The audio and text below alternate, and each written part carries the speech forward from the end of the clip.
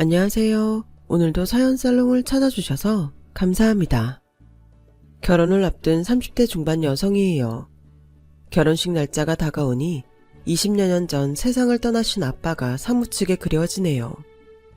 아빠가 살아계셨다면 남들처럼 아빠 손을 잡고 식장에 들어갈 수 있었을 텐데 하는 아쉬움이 남아서 그런가 봐요. 제게는 결혼식 때 식장에 손잡고 들어갈 사람이 없어요. 친척들도 왕래가 끊긴 지 오래고 제가 외동딸인 탓에 남자 형제도 없거든요. 이 사실을 어떻게 알았는지 얘랑이 공동입장을 하자고 하더군요. 혹여 제가 마음에 상처를 받을까봐 요즘엔 공동입장이 대세라며 너스레를 떨면서 말이에요.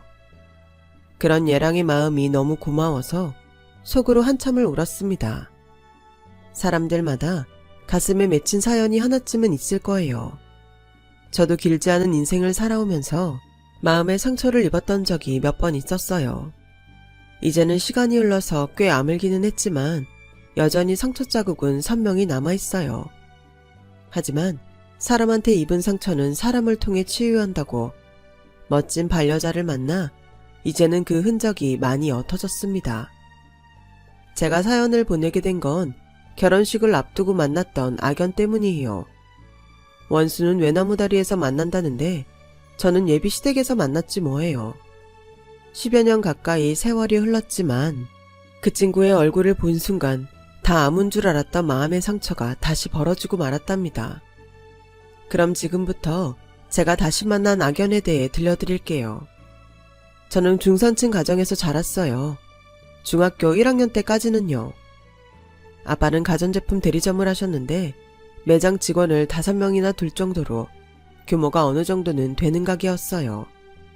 덕분에 어려움 없이 유년기를 보낼 수 있었어요. 물론 그때도 나름의 고민은 있었겠지만 적어도 돈에 대한 고민은 아니었어요. 제 곁에는 든든한 아빠와 다정한 엄마가 있었으니까요. 하지만 불행은 예고 없이 찾아온다고 대리점 매장 직원이 공금을 빼돌려 도망친 바람에 하루아침에 아빠는 거액의 빚을 떠안게 되었고 그 충격으로 쓰러지시고 말았어요. 연락을 받고 엄마랑 병원에 달려갔을 때는 이미 세상을 떠나신 후였어요.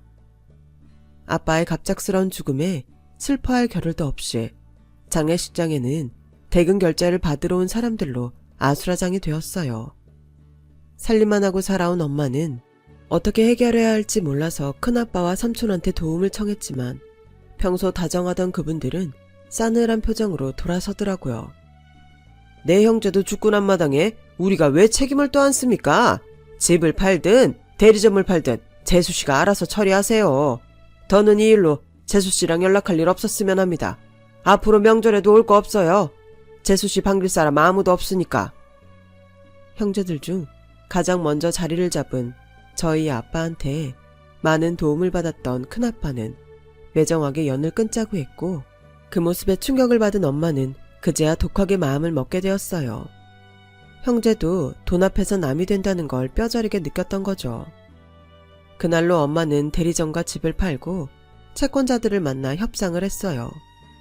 그리곤 월세집 보증금 정도만 남기곤 모든 돈을 빚 갚는 데 썼어요. 정들었던 우리 집을 떠나 낯선 동네로 이사온 우리 모녀는 이전과는 많이 다른 생활을 하게 되었어요. 당장 생활비를 벌어야 했던 엄마는 인력사무소에 등록을 했고 거기서 연락이 올 때마다 팥줄 일을 나갔어요.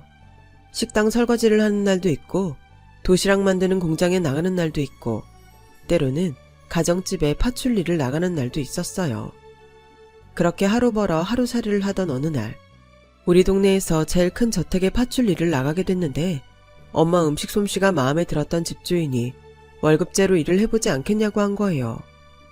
고정적인 수입이 절실했던 엄마는 당연히 하겠다고 했고 그날부터 아침 6시부터 밤 7시까지 그 집에서 일을 하게 되었어요.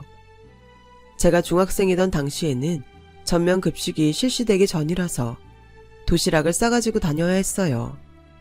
그래서 엄마는 새벽 4시부터 일어나 제 도시락을 싸놓고 출근을 하시곤 했어요. 거기다 7시로 정해져 있던 퇴근 시간은 집주인 사정에 따라 수시로 바뀌어서 9시가 넘어서야 끝나는 날이 많았어요. 그렇다고 월급을 더 주는 것도 아닌데 말이에요.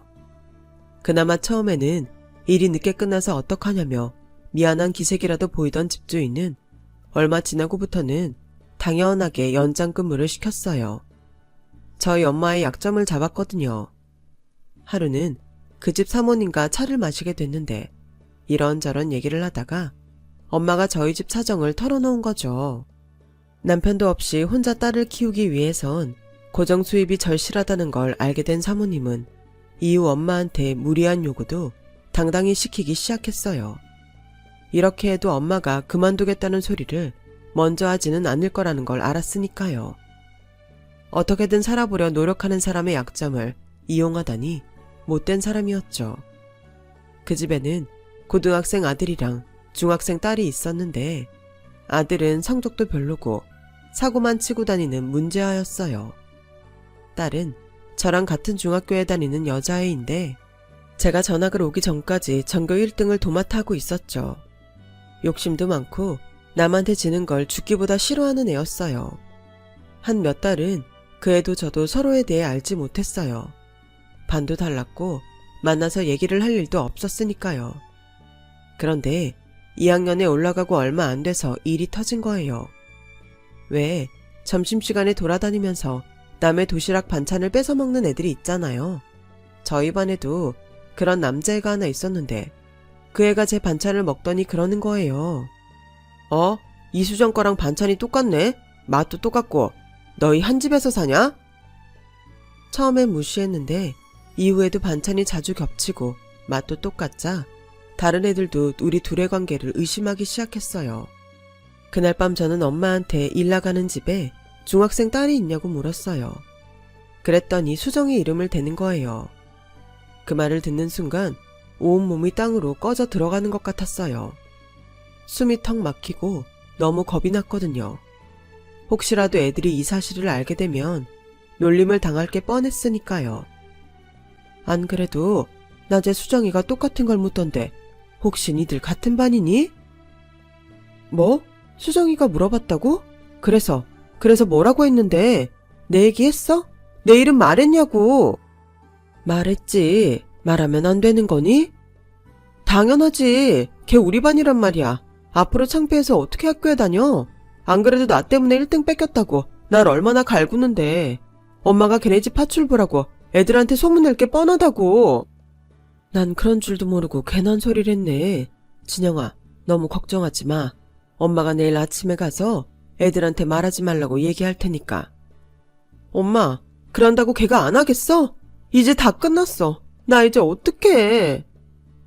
당장 내일 벌어질 일을 생각하니까 눈앞이 캄캄했어요. 이대로 시간이 멈춰버렸으면 좋겠다는 생각이 들 정도로 암담했어요. 그런데 제 걱정과 달리 다음날 학교에서는 아무 일도 벌어지지 않았어요. 수정이도 딱히 다른 기색을 보이지 않더라고요. 그래, 나한테는 큰일이지만 수정이한테는 별일 아닐 수도 있어. 혹시 엄마가 말하지 말라고 부탁해서 입 다물고 있는 건가? 이런저런 생각들로 머리가 꽉 차서 수업에 집중할 수가 없었어요. 그렇게 아무 일 없이 수업은 끝났고 집에 돌아갈 시간이 됐어요. 교문을 막 나서는데 누가 제 어깨를 툭 치더라고요. 수정이었어요. 순간 올 것이 왔다는 생각이 들더군요. 아니나 다를까 수정이는 잠깐 얘기 좀 하자면서 근처 놀이터로 저를 데리고 갔어요. 그리고 묘하게 웃으며 말했죠. 너도 알지? 니네 엄마가 우리 집 파출부라는 거. 그 말에 다 끝났다 싶었어요. 그래서 자포자기한 표정으로 고개를 끄덕였어요. 이거 애들이 알면 많이 창피하겠다. 그래서 말인데 비밀을 지킬 수 있는 방법이 있는데 할래? 그게 뭔데? 1등 자리 돌려줘. 너 오기 전까지 전교 1등은 나였어. 너만 아니면 내가 1등 놓칠 일 없다고. 그건 네가 노력해서 따면 되잖아. 치사하게 남의 약점 잡아서 1등하면 그게 진짜 네 등수라고 할 수 있겠니? 스스로 창피하지 않겠냐고. 그딴 건 필요 없어. 난 너만 이기면 되니까. 나 과외하러 가야 하니까 빨리 말해. 할 거야 말 거야. 너무 어이없는 요구라서 두말할 거 없이 거절하고 싶었지만 그때는 창피함이 먼저였어요. 그래서 하겠다고 해버렸죠. 수정이가 시험에서 몇 점을 받을지 모르는 상황에서 무조건 져줘야 하는 터라 점수가 덜 나오게 일부러 문제를 틀리는 게 여간 힘든 게 아니었어요. 어느 정도 내 성적도 지키면서 전교 1등 자리는 내줘야 하는 상황이니까요. 다른 애들은 점수를 잘 받기 위해 열심히 시험을 치렀지만 저는 적당히 틀리기 위해 시험을 봐야 했어요. 그런 제 노력 덕분에 이후 수정이는 다시 전교 1등이 될 수 있었어요. 저는 전교 20등 밖으로 떨어졌고요. 이런 상황을 모르는 엄마는 뚝 떨어진 제 성적을 보시고는 이게 다 남들 다 다니는 학원도 못 보내준 탓이라고 자책을 하셨어요. 그런 거 아니야. 내가 요즘 공부가 귀찮아져서 그래. 고등학교 들어가면 다시 열심히 할 테니까 걱정하지 마. 이렇게라도 비밀을 지킬 수 있으니 다행이라고 생각하며 하루빨리 고등학교에 들어가기만을 바랬어요. 그런데 그런 제 소원이 산산조각이 나버린 거예요. 하필 수정이랑 같은 고등학교에 들어가게 됐거든요. 좋은 대학에 가려면 내신 성적을 잘 받아야 하기 때문에 더는 중학생 때처럼 일부러 아는 문제를 틀려줄 수도 없었어요. 그래서 고민 끝에 제대로 시험을 받고 전교 1등을 하게 되었죠. 야, 너 어떻게 된 거야? 약속한 거 잊었어? 너 이런 식으로 나오면 나도 너랑 약속한 거 안 지킬 거야. 니네 엄마가 우리 집 파출부라는 거 정규에 소문 내줄까? 너 3년 내내 얼굴도 못 들고 다니게 해줘? 좋은 말 할 때 약속 지켜라. 나 더 이상은 안 참는다. 싫어. 소문 낼 거면 내. 내 미래까지 팔아가며 지켜야 할 정도로 나한테 중요한 일 아니니까. 그래, 우리 엄마 니네 집 파출부야. 그게 뭐? 우리 엄마가 도둑질을 했니? 돈 받고 일을 안 했니? 파출부던 대기업 임원이던 노동력을 제공하고 거기에 합당한 월급을 받는 건 다 똑같아.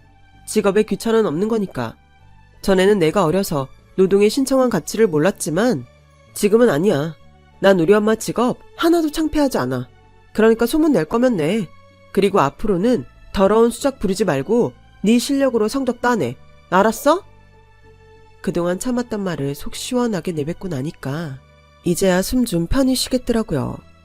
어떻게든 감춰야겠다는 생각에 사로잡혀 있을 때는 모든 게 불안하고 가슴이 조여왔는데 이렇게 다 내려놓고 나니 그간 감추려고 했던 것들이 아무것도 아닌 것처럼 하찮게 느껴졌어요. 다음날 수정이는 반 아이들 앞에서 저희 엄마가 자기 집 파출부라는 말을 해버렸어요. 그런데 수정이 예상과 달리 반 아이들이 별다른 반응을 보이지 않더라고요. 중학생 때랑은 달리 아이들 머리가 자라서 그런 걸로 상대를 놀리려는 철없는 애들도 없었고 여고라서 그런가 남의 엄마 직업을 가지고 친구한테 창피를 주려는 수정이의 행동에 분노하는 애들이 많았거든요. 결국 그 일로 수정이는 반 애들한테 외면을 당했어요. 성적도 저한테 지고 반 애들한테 미운 털이 박히자 수정이는 1학년이 채 끝나기도 전에 도망치듯 유학을 떠났어요. 그리고 얼마 지나지 않아 엄마도 수정이네 집 일을 그만뒀어요. 나중에 안 사실인데 수정이가 집에서 저 때문에 학교 못 다니겠다고 난리를 피우는 소리를 들으셨던 모양이에요. 그제야 제가 중학교 2학년 때 갑자기 성적이 왜 떨어졌는지 그 내막을 알게 된 엄마는 그 집을 나오신 거였죠. 자신 때문에 하나뿐인 딸이 수년간 고통을 받았던 걸 안 이상 더는 그 집에 있고 싶지 않았던 거예요. 파출 사무소를 통해 갈빗집 반모로 들어가게 된 엄마는 얼마 안 돼서 참모로 올라가게 됐어요. 식당 식구들 먹을 반찬은 엄마가 만들어야 했는데 반찬 맛을 본 사장할머니가 엄마 음식 솜씨를 마음에 들어 했거든요. 하지만 그 과정이 쉽지는 않았어요. 처음부터 엄마를 참모로 올려준 건 아니었거든요. 하루는 사장할머니가 엄마가 만든 겉절이를 손님상에 올리게 했는데 참모가 그걸 꼬투리 삼아 나가겠다고 했다나 봐요. 갈빗집에서 참모 역할은 주방실장 다음으로 중요한 자리라서 사장들이 쉽게 내보내지 않는다는 걸 알고 참모 딴에는 저희 엄마를 내쫓으려고 사장과 기싸움을 했던 거죠. 그런데 사장할머니가 바로 참모를 내보내고 저희 엄마를 참모 자리에 앉힌 거예요. 참모 경험도 없는 사람을 참모 자리에 앉혔다고 주방 사람들이 난리였죠. 그 바람에 저희 엄마는 한동안 주방 사람들한테 괴롭힘을 당했어요. 그래도 어떻게든 먹고 살아야 했기에 온갖 수모를 견디며 버텨야 했죠. 너무 힘들어서 남몰래 식자재 창고에 숨어서 울기도 많이 우셨대요. 그때 엄마한테 힘이 돼준 사람은 다름 아닌 사장할머니였어요. 평소 말투도 거칠고 깐깐하기로 소문난 분이었지만 마음은 누구보다 따뜻한 분이었죠. 자식 새끼 키우고 살려면 버텨야지. 별 수 있어. 더럽고 치사해도 버텨. 이깟 것도 못 이기면 어떻게 살아. 나도 30도 안 된 나이에 남편이랑 사별하고 피눈물 흘려가며 내 새끼들 대학교까지 보내고 살았어. 이거 봐. 하도 일해서 10손가락에 지문 남은 게 하나도 없잖아. 엄마로 산다는 게 그런 거야. 내 새끼 암 굶기려면 별 수 있어. 내 몸 부서져라 이래야지. 그래도 딸내미가 공부를 잘한다며. 엄마가 돼서는 공부 잘하는 자식 대학 등록금은 대줘야 할 거 아니야. 주방일이 음식만 잘하면 되는 줄 알았지. 모르는 소리 말라 그래. 주방만큼 거친 것도 없어. 칼 만지고 불 다루는 곳인데 어떻게 거칠지 않을 수가 있겠어. 그래도 죽어라 버티면 다들 자기 마음 알아줄 거야. 반찬 양 잡는 거랑 양념 맛내는 건 내가 틈틈이 가르쳐 줄 테니까 손에 익을 때까지는 나 죽었어 하고 배워. 여기서 눈물 짤 시간 있으면 하나라도 더 배우란 말이야. 알았어? 사장할머니는 비밀 레시피 노트까지 저희 엄마한테 내주시며 일을 가르쳐 주셨고 그 덕분에 엄마는 일찍 자리를 잡을 수 있었어요. 그리고 제가 대학을 졸업하던 해 저희 엄마는 사장할머니한테 갈빗집을 인수하게 되었어요. 사장할머니가 연세가 많으셔서 더는 식당 운영을 못하시겠다고 엄마한테 가게를 맡으라고 하셨거든요. 당장 가게를 인수할 돈이 없던 터라 사양을 했지만 돈은 버는 대로 천천히 갚으라시며 끝내 가게를 넘기셨죠. 워낙 단골이 많은 갈빗집이라서 엄마가 가게를 인수받은 후에도 장사는 전처럼 잘 됐어요.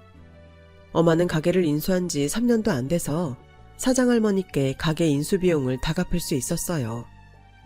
대학 졸업 후 광고회사에 취직해 직장 생활을 하던 저는 입사 2년 차에 회사를 그만두고 로스쿨에 입학했어요.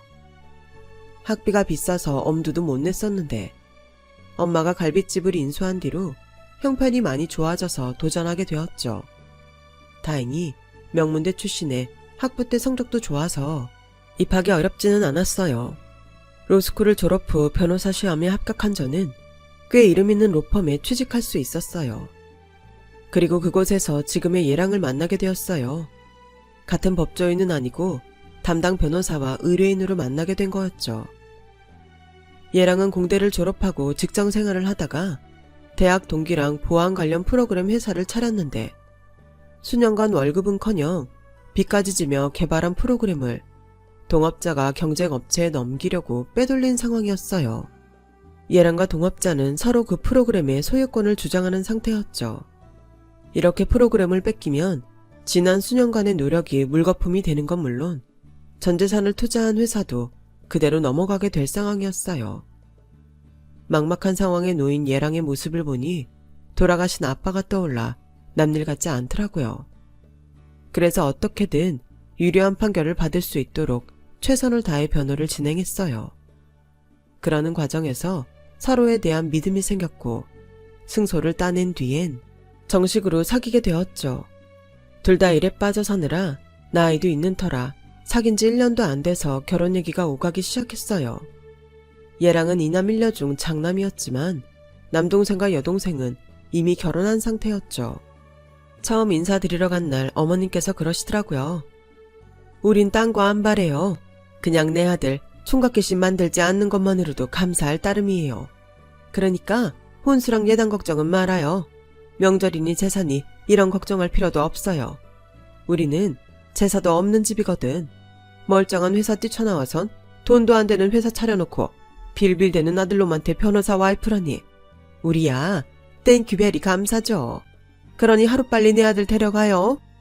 어머님 아버님 모두 하루빨리 큰아들 장가보내놓고 두 분 인생을 사실 생각에 들떠있는 것 같았어요.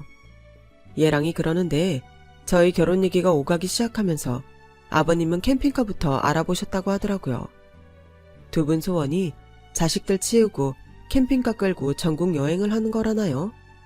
저희 엄마 역시 제가 결혼도 안 하고 처녀귀신 될까봐 걱정하던 터라 제 결혼을 쌍수 들고 환영하셨어요. 이렇게 양가의 환영을 받으며 쉽게 결혼까지 이어질 줄 알았는데 글쎄 생각지 못한 상황이 벌어진 거예요. 외국 지사에 나가 있던 시동생이 한국 본사로 돌아오면서 내외가 한국을 돌아왔다는데 글쎄 시동생 부인이 제가 아는 사람이더라고요. 저한테는 철천지 원수나 다름없는 이수정이었어요. 상견례 자리에서 처음 마주친 우리는 서로 기가 막혀 말이 안 나왔어요. 놀란 건 저희 엄마도 마찬가지였죠. 엄마는 상견례 내내 손끝이 파르르 떨릴 정도로 불안해하셨어요. 하필 감추고 싶은 과거를 아는 사람이 절대로 알려주고 싶지 않은 무리에 끼어 있었으니 왜 아니겠어요. 엄마, 뭐가 걱정이야. 파출부했으면 뭐, 그게 어때서? 엄마 지금 엄청 큰 갈비집 사장이고 난 돈 잘 버는 변호사야. 하나도 꿀릴 거 없다고. 혹여 시댁에서 알게 돼도 상관없어. 설마 그런 일로 파혼당할까봐? 상준 씨가 그런 사람이었으면 내가 애초에 사귀지도 않았어. 그러니까 걱정하지 마. 말은 그렇게 했지만 저라고 어떻게 불안하지 않았겠어요. 그래서 고등학교 동창들을 통해 수정의 근황을 알아봤어요. 하지만 제 주변에는 수정이 소식을 아는 사람은 없어서 좀 알아봐 달라고 부탁만 해두었어요. 상견례 때 수정이랑 마주친 뒤로 일주일 가까이 지났지만 여전히 아무런 일도 생기지 않았어요. 혹시 내 얼굴을 잊은 건가? 분명 나를 보고 놀라는 표정이었는데 이제 나이 좀 먹었다고 철이 든 건가? 오만 가지 생각이 다 들었어요. 그렇게 보름 가까이 지난 어느 날 친구한테서 연락이 왔어요. 몇몇 동창들이 수정이한테 집들이에 오라는 연락을 받았다고요. 그러면서 동창들한테서 들은 수정이 얘기를 몇 가지 알려주었어요. 수정이랑 친한 애 중에 입이 싼 애가 하나 있는데 그 애가 떠버리고 다닌 얘기들이었죠. 그 애라면 저도 알아요. 저랑 중학교, 고등학교를 같이 나온 애거든요. 중학교 때 저를 괴롭히던 애들 중 하나이기도 했고요. 친구를 통해 들은 얘기를 보면 세월이 흘러도 하고 다니는 짓들은 그대로인 것 같더라고요. 그런데 그때 모르는 번호로 문자가 온 거예요. 수정이었어요. 할 얘기가 있으니 자기 집으로 오라며 주소까지 찍어 보냈더라고요. 그래서 주소지로 찾아갔는데 거기에 알만한 얼굴들이 잔뜩 앉아있더라고요. 중학생 때 수정이 패거리들이었어요. 저를 괴롭히던 아이들이었죠. 얘들아, 니들도 기억나지? 우리 집 파출부 딸 진영이. 글쎄 얘가 우리 아주버님이랑 결혼을 하겠다고 왔지 뭐니? 상견례 때 얘 보고 깜짝 놀랐다니까. 진영아, 앉아. 우리 할 얘기 많잖아. 아참, 너도 뭐 좀 먹어야지. 우리 파출부 아줌마 음식 솜씨가 엄청 좋거든. 아줌마, 여기 세팅 하나 더 해주세요. 그리고 잠시 뒤 주방에서 저희 엄마가 쟁반을 들고 나왔어요. 엄마도 저도 서로를 보고 깜짝 놀랐어요. 얘들아, 너희들도 알지? 우리 집에서 일하던 파출부 아줌마. 얼마 전에 우연히 다시 만났지 뭐니? 내가 집들이 한다니까 한 걸음에 달려와줬지 뭐야. 진영아, 니네 엄마 음식 솜씨는 여전하더라? 나 이참에 너 여마를 파출부로 다시 쓸까 하는데 넌 어때? 걱정하지 마. 시댁에는 비밀로 해줄게. 너도 알잖아. 나 약속 잘 지키는 거. 그때도 너만 약속 잘 지켰으면 아무 일 안 일어났을 텐데. 안 그러니? 아줌마도 걱정 말아요. 약속대로 시댁엔 비밀로 해줄게요. 중학생 때 그대로 치졸하게 나오는 수정이 모습에 움켜쥔 주먹이 부르르 떨렸어요. 혹시라도 당신이 수정이네 집에서 일하던 파출부라는 사실이 저희 시댁에 알려질까 노심초사하는 엄마 얼굴을 보니 더는 물러설 수 없겠더라고요. 그래서 작정하고 한마디 했어요. 넌 달라진 게 하나도 없구나. 어쩌면 하는 행동이 20년 전 그때랑 하나도 안 틀리고 똑같니? 하긴 사람은 고쳐 쓰는 게 아니란 말이 달래 나왔겠어. 그래, 중학생 땐 내 성적을 뺐더니 이번엔 또 뭘 뺏으려고 그러니? 말해봐. 애써서 이런 자리까지 마련했는데 네가 요구하는 게 있을 거 아냐. 아, 그 전에 미리 말해두겠는데 나 변호사야. 네가 지금부터 하는 말에 따라 내가 널 고소할지 말지 결정할 거니까 생각 잘하고 말해. 그리고 혹여 예전 우리 엄마 직업을 가지고 날 협박할 생각이라면 일찌감치 포기해. 시댁에 말할 거면 말해도 좋아. 난 창피할 거 없으니까. 너도 보다시피 우리 엄마는 음식도 잘하시고 자식도 잘 키우셨어. 가난한 살림에도 딸을 대한민국에서 알아주는 로펌 변호사까지 만드셨으니 이만하면 자식 잘 키우신 거 아니니? 난 우리 엄마가 자랑스러워. 근데 너희 부모님은 좀 그렇다? 아들 하나는 그 많던 부모 재산 다 들어먹고 사기나 치고 살질 않나. 비싼 돈 들여 유학까지 보냈던 딸은 상습 도박으로 쇼핑몰에서 물건 훔치다 걸려서 한국으로 쫓겨왔다던데. 내 말 맞지? 거기다 학벌까지 속이고 결혼했다며? 도대체 너희 부모님은 자식을 어떻게 키웠길래 이 모양이라니? 그런 주제에 어디서 내 엄마를 여기다 불려서 부려먹는 거야? 세상이 어떤 세상인데 감히 내 앞에서 이따위 개짓거리를 하는 거냐고. 잘 들어 이 덜 떨어진 년아. 내가 이 결혼 안 하는 한이 있어도 너 같은 거한테 휘둘리진 않을 거야. 한 번만 더 우리 엄마 불러내서 이따위 짓거리 했다간 너 제대로 법의 심판 받게 될 테니까 까불지 마. 제가 무릎이라도 꿇고 싹싹 빌 거라 기대했던 수정이는 생각지도 못한 제 반격에 열이 받아서 금방이라도 울음이 터질 것처럼 얼굴이 벌겋게 달아올랐어요. 그런데 그때 수정이 폰으로 문자가 한 통 온 거예요. 수정이 옆에서 따까리 노릇을 하던 말 많은 동창이 수정이 핸드폰 액정에 뜬 문자를 힐끔 보더니 그러는 거예요. 수정아, 너 사채 썼니? 오늘까지 밀린 이자 안 나오면 집으로 찾아온다는데? 야, 너 어쩌려고 이런 데서 돈을 빌려 썼어? 너희 친정 망했다더니 정말인가 보네? 그 말에 수정이가 버럭 소리쳤어요. 이년아 입 닥쳐. 누가 망했대? 사채 빚? 그깟 거 금방 갚을 수 있어. 하지만 말이 끝나기도 전에 수정이 얼굴이 하얗게 질렸어요. 제 연락을 받고 달려온 제 예랑이 그 말을 다 들어버렸거든요. 재수씨, 사채까지 썼어요? 도대체 얼마나 빌렸는데요? 수정이는 누나를 굴리며 대도 않는 거짓말로 둘러댔지만 예랑은 그 말을 믿지 않는 눈치였어요. 한심하다는 표정으로 수정이를 쏘아보며 작정한 듯 말했거든요. 재수씨, 난 재수씨가 이 정도로 바닥인 사람인 줄은 몰랐습니다. 어릴 땐 철이 없어서 그랬다 쳐도 30이 넘어서까지도 이러고 산다면 그건 개선의 여지가 없는 거라고 봐도 무방하겠네요. 저도 저희 부모님도 장모님이 파출일 하셨던 거 이미 다 알고 있어요. 이 사람이 진작에 다 얘기했으니까요. 제 아내 될 사람은 재수씨랑 다르게 현명하고 당당한 사람이거든요. 그리고 파출 일 좀 하면 어때서요?